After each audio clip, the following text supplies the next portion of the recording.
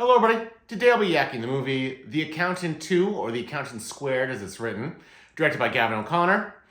In this movie, we open the sequel with Ray King, the former director of FinCEN, at a dive bar, which is both a bingo hall and also a dance hall, seemingly, in Los Angeles. He's meeting a mysterious woman about a family that he's conducting an investigation on.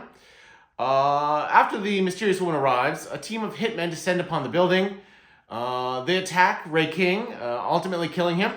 However, the mysterious woman escapes. Afterwards, the new director of FinCEN, Mary Beth Medina, is told about Ray King's death, and she's taken to see his body, where on his arm is written, "Find the accountant." We then smash cut to our accountant, Christopher Wolf, at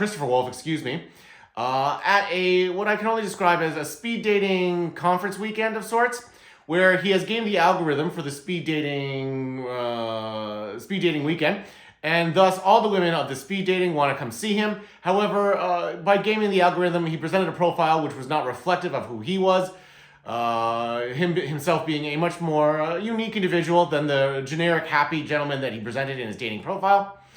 After this blows up in his face, metaphorically speaking, he is contacted by Mary Beth, and he sets out upon a mission of, let's say, revenge and justice, or vengeance. Mary Beth shows him a evidence dungeon wall where Christopher, he puts it all together and reorganizes it so that it all makes sense, and he understands the family that Ray was investigating.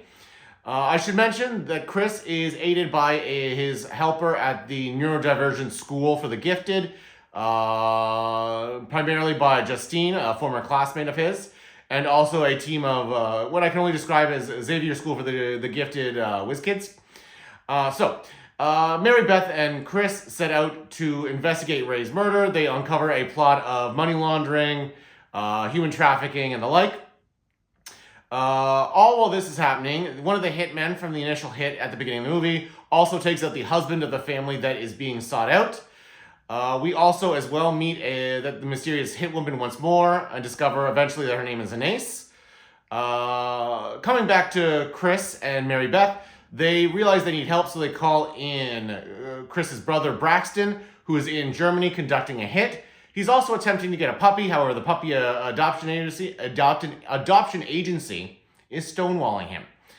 He carries out the hit. He's contacted by Chris. He agrees to help. He flies to Los Angeles. They meet up. They further investigate, and Mary Beth understands that these brothers are going to just not continually engage in criminality until they avenge our departed Ray King.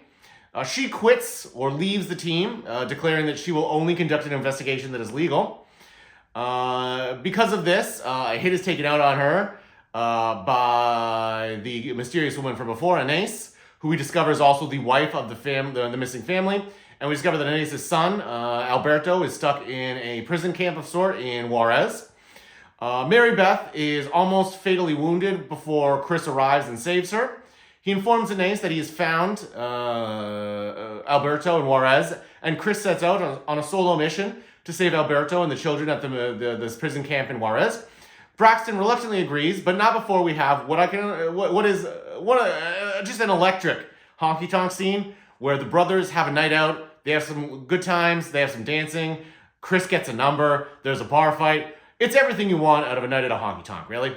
Anyways, the brothers set out for Juarez. Initially, they are going to launch a nighttime raid. However, Justine and the Xavier School for the Gifted Kids let them know that it's going to be a daytime execution, so they can only go now. Thus, the brothers reluctantly agree to a full frontal daylight attack. They carry it out. They're successful. Basically, all the bad guys are wiped out. The kids are saved. Mercifully, the kids are saved.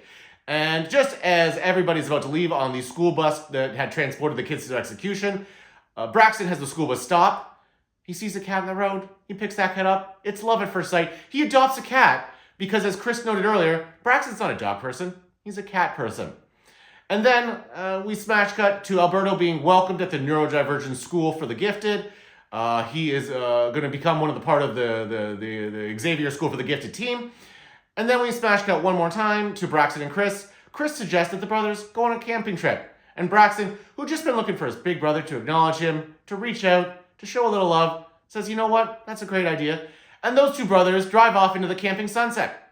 So this movie is obviously a sequel to the original. It still stars Ben Affleck as the accountant. We've got everybody basically returning from the original cast, including the J.K. Simmons for the first scene. And also, I don't know if they got a body mold of him or if he actually showed up for the morgue scene, but he was there in one way or another. We got Bernthal, the Mary Beth Benina actress as well, is back. Sadly, Anna Kendrick does not return for this. And then the other character actors I was not familiar with. I forgot to mention also in the review, the bad guy who caught the family of Anissa's and Alberto's. She figures out who he is and she takes him out later, but incidental to the plot. This is a movie where the plot isn't super important, the finer details. The important thing is more the vibes and the journey you have along the way. So the action in this is great. The brotherly moments are great. The accountant stuff is good, and it's also not as Byzantine as the last one. The first movie had a lot of hidden plot because they're trying to keep the reveal of who the accountant was a secret until later on in the movie, although you could pretty easily guess it early on. This is a definite dadcore movie.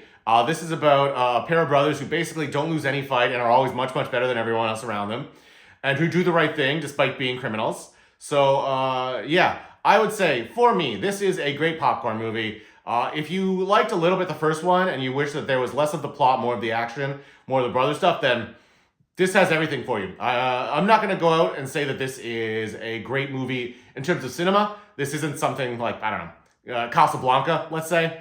But this is a great movie. If you like this type of movie, you're going to have fun. So for me, between yay, nay, and in between, this is a definite yay. If you're not, however, a fan of a pair of brothers just never losing a fight, this one might be a nay for you. Let me know what you guys think in the comments, though. Like and subscribe. Cheers.